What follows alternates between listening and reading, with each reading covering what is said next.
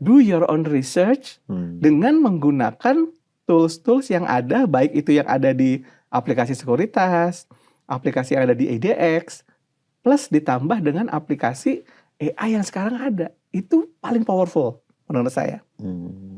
Berarti Om Lukman juga menggunakan AI ya. Betul. Untuk screening saham ya? Betul. Karena terus terang kita kan sekarang agak sulit ya. Bahkan kita di pasar modal sendiri, di industri sendiri, dengan 900 saham itu untuk mencari saham-saham tertentu kan agak susah. Ya, 900 lebih ya, hampir 1000 kan? Iya kan? Nah, biasanya kita lihatnya mungkin seperti ini. Saya akan lihat dulu. Oh, saya hanya akan cari saham misalnya yang screener, kita sebut ya, screener ya. Saham yang punya market cap di atas misalkan 1T. Jadi yang di bawah 1T misalnya nggak ikut dulu. Kemudian saya cari saham misalkan, saya cari saham yang ada pertumbuhan revenue growth-nya. Maka yang revenue-nya nggak growth akan hilang sendiri. Nah, dari situ kita screen seperti itu, kita bisa ranking akhirnya kan. Kita bisa ranking saham mana yang paling punya posisi lebih baik dibandingkan dengan peers-nya. Baik itu dalam satu indeks tertentu maupun dalam satu sektor atau industri tertentu. Nah, hal seperti ini sebenarnya dimungkinkan sekarang. Kalau dulu tahun 2000-an nggak mungkin. Mendapat data XLS atau Microsoft Excel untuk melakukan analisa saham aja nggak bisa. Masa mau nyeken dari koran zaman dulu? Berarti kalau nyari cuan zaman sekarang harusnya lebih mudah dibanding zaman dulu dong? Harusnya lebih mudah. Yeah. Apalagi dengan banyaknya mentor-mentor ya. Kita lihat kan banyak mentor-mentor saham sekarang. Ada yang ngajarin pakai bandarmologi, ada yang ngajarin pakai baca bid offer, ada yang ngajarin pakai baca order flow, semua lah. Ada yang ngajarin teknikal, fundamental, dan lain. Harusnya peluangnya lebih besar. Cuman kadang-kadang gitu, peluangnya ada, duitnya nggak ada. Giliran duitnya ada, peluangnya nggak ada. Nah, ini kadang-kadang memang penting sekali untuk mensinkronkan antara peluang dan uang memang. Modal maksudnya. Makanya betul. Iya. Kalau Om Lukman sendiri termasuk alirannya apa nih?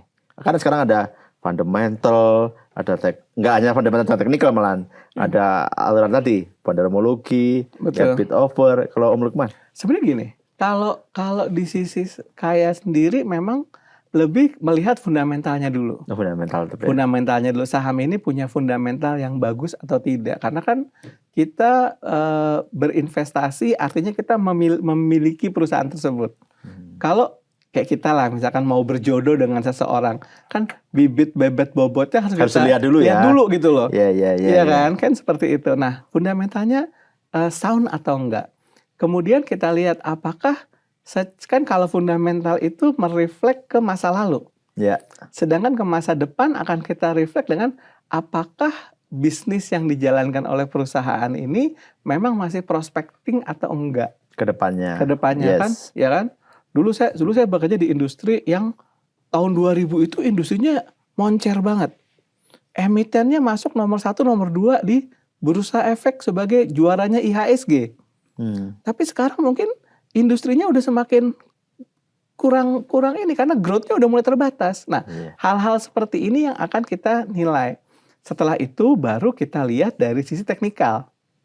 Jadi filter pertama biasanya saya pakai fundamental, kemudian teknikal, dan untuk meyakinkan bahwa saya ini berada di jalur yang tepat bersama orang-orang yang tepat, baru pakai bandarmologinya. Wow, luar biasa. Jadi ini kombinasi ilmu-ilmu gitu. Iya.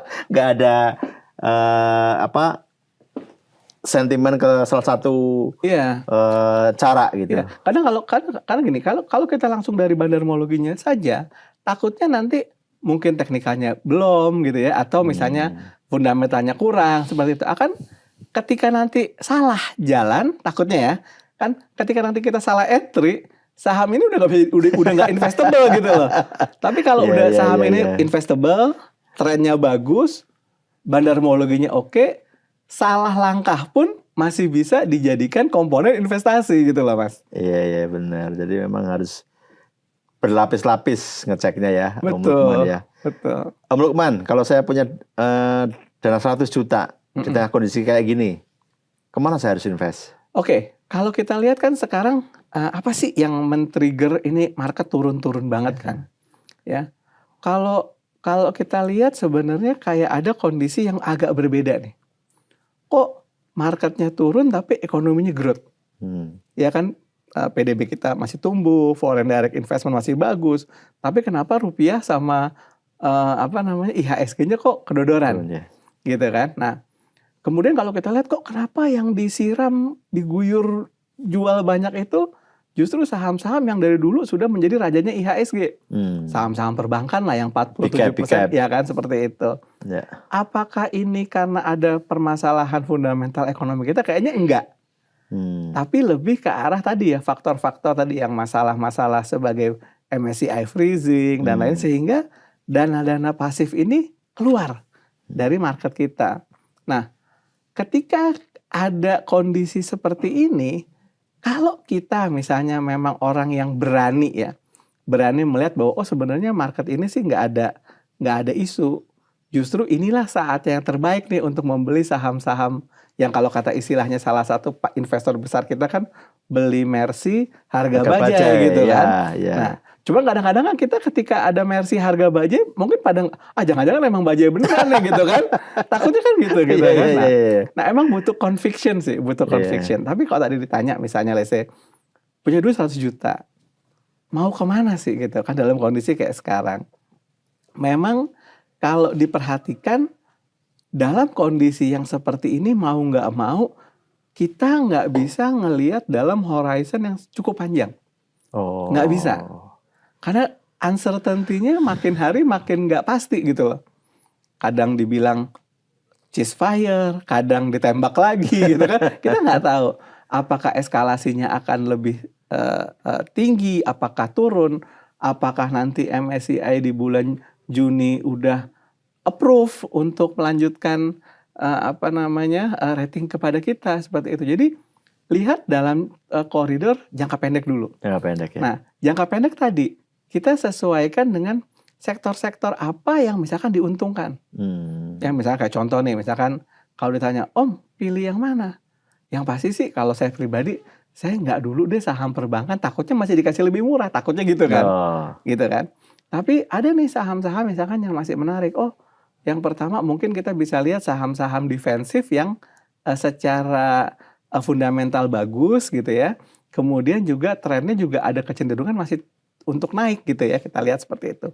Yang kedua juga kita bisa lihat saham-saham sektor energi gitu kan. Karena kan dengan masih tingginya harga energi diharapkan juga akan memberikan impact ke saham-saham seperti itu ya, saham-saham perminyakan kayak batu bara kayak atau saham-saham gas seperti itu.